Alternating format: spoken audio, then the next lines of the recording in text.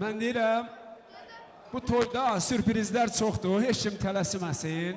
İnşallah toy hələ indi başlayıb.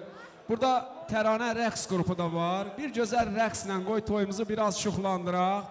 Hələ Ziyadxan qardaşımız sazı dilləndirməyib, inşallah. Və burada əlbəttə kiçik toyda nə olar? Kloun da olar, kloun da var, inşallah. İstəyirik rəqs gəlsin, təranə rəqs qrupu buyursun gəlsin.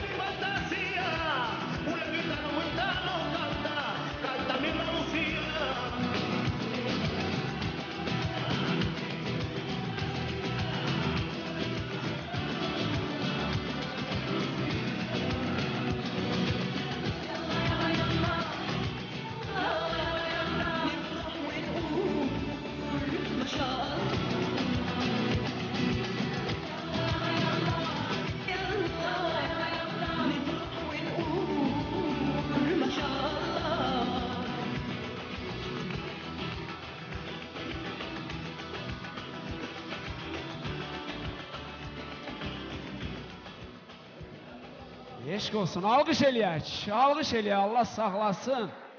Gözəl rəqsə görə təşəkkür eləyirik, təranə rəqs qrupu və deyirəm, mənə lazım deyil nə şöhrət, nə şan. Ən böyük şöhrətim, şanım balamdır. Küllü varidatım, qızıl xəzinəm, varlığım, mənliyim, canım balamdır.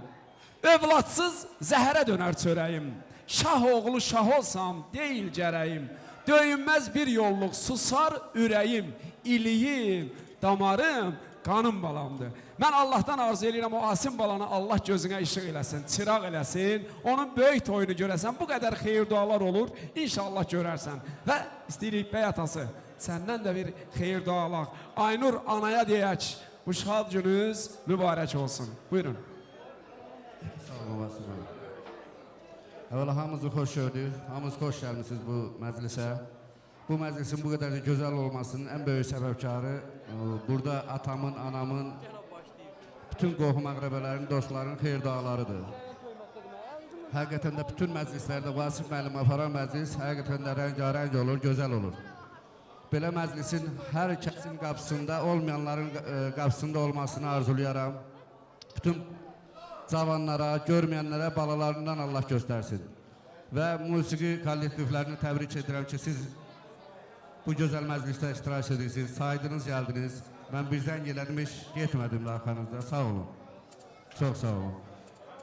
Mən sizi Moskvada televizordan dinlədim. Birbaşa evə zəng elədim papama ki, həmən oğlandı. Papam dedi, evin nə oğlan gələcək toya.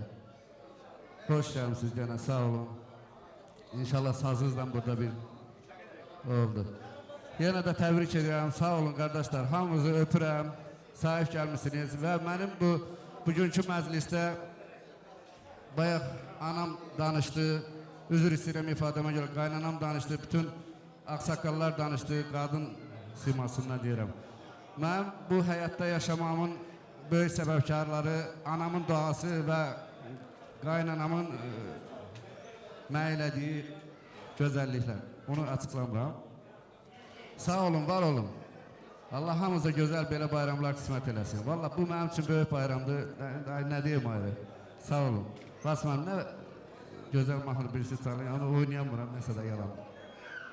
Təşəkkür edirik. Allah səndən can sağlığını əsirgəməsin. Canın sağ olsun. Bala toyu görəsən. İndi gözəl musiqi ilə Bəy atası. Bəy atası gözün aydın.